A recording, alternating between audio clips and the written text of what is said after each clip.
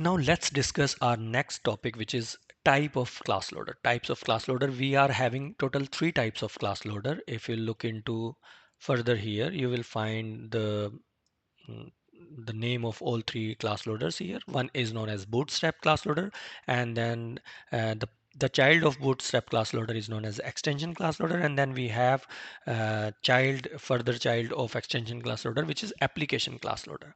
Now let's discuss one by one each of them. Bootstrap class loader is responsible to load rt.jar. Whatever the classes, predefined libraries you are referring in your code, those are going to be load from rt.jar. I already have explained you in features of Java.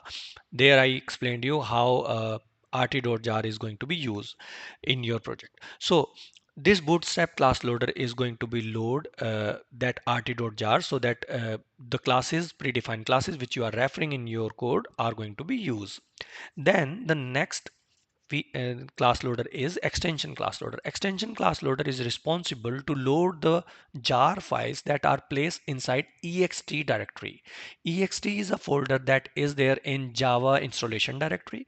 In there, if you want to put some external third-party jars which you want to use in your project, you can directly place them, and when you run the application, my JRE is automatically going to check that ext directory and will check is there any third party jar or jars you have placed there. If jars are there, it is automatically going to be load to your project.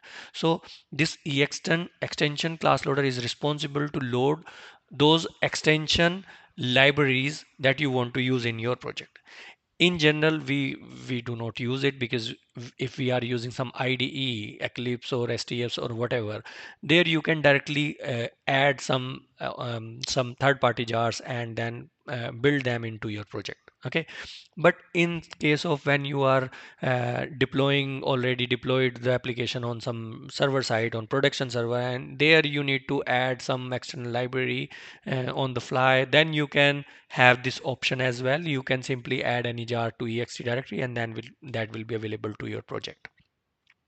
Then the last feature, the last class loader is application class loader. This application class loader is responsible to load entire application. Whatever the source code you are writing, whatever the classes you are writing, those classes are going to be loaded to the memory by using this application class loader. So all these class loaders are going to execute at runtime when JRE will trigger one by one, and those are going to load different type of libraries from different resources, and then after, in that way, all the source code is going to be loaded into the memory, and then further JRE will execute. This is about the types of class loaders. From interview perspective, it's an important question. They usually ask this question: what are the different type of class loaders?